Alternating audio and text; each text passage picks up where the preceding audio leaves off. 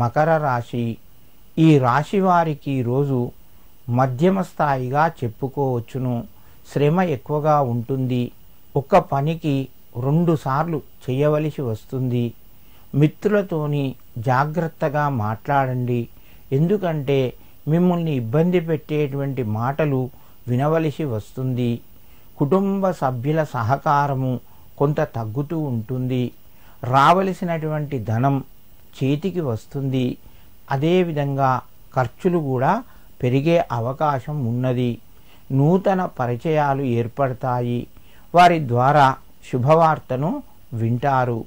మకర రాశి వారు ఈరోజు శ్రీరామచంద్రాయ నమః అని చెప్పి ఆ యొక్క రాముల వారిని తలుచుకొని నమస్కరించి మీ పనులు ప్రారంభించండి.